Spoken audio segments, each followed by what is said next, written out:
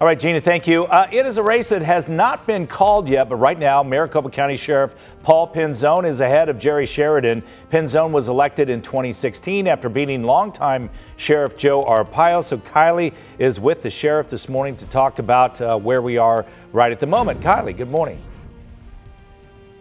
Good morning. The race is looking good for the sheriff. They haven't officially called it yet, but let's go ahead and put the numbers on your screen.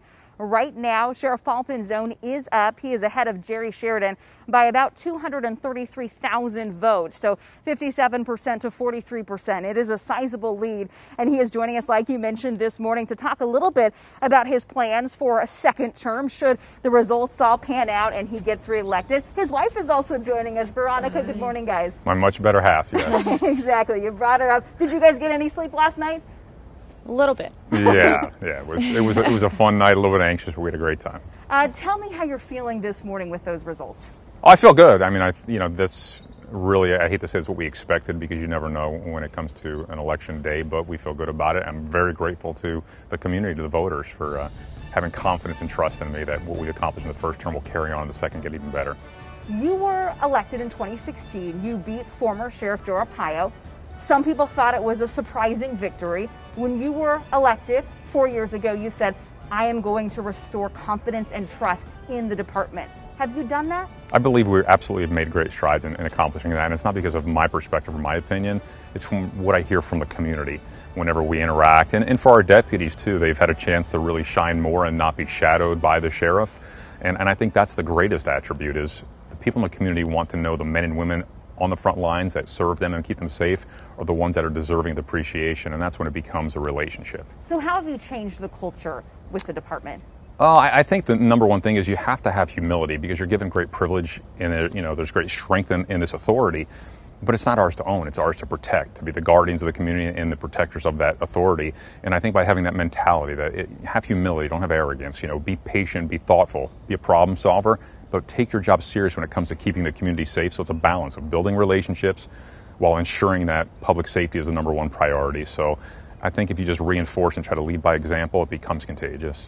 So speaking of leading, we know that a report came out a few months back in the summer, early summer, that shows that your deputies with traffic stops, they detain African Americans and Latinos for a longer period of time than white drivers. That's one example. But how do you change those statistics, and what are you doing to fix the problem? Sure. Well, the most important thing is you need to know the truth. You need to know what the facts are and what the contributors are to those issues. In some circumstances, there are justifiable factors that you have to understand and then communicate to the public so that they understand. In other circumstances, if we have a deputy who is disparate in treatment, biased or racist in any way, we have to be intolerant. So we've infused a lot of training. We have a great amount of oversight and accountability with body-worn cameras and reviews and several layers, which include outside resources like the federal court monitors, and then holding people accountable so that the other employees understand what will be tolerated and what's acceptable and what is not. But the truth is, when you reinforce the positives, people thrive. They're drawn to that. But if you tolerate negative behaviors or bad behaviors, then it becomes a cultural problem, and we're not going to allow that. So I think we're moving in the right direction, but it takes time. We've got 10 seconds left, depending I'm going to leave it to my wife. I think she can get the close. You know what? 10 seconds left. What's your main goal for the next 4 years, if it is in fact confirmed that you will be the next sheriff? Well, to continue to rebuild the organization, but the profession also, so that young men and women in the community who maybe in the past never thought of law enforcement as a potential career, they look to it and say, that's a dignified profession. I want to do that when I grow up.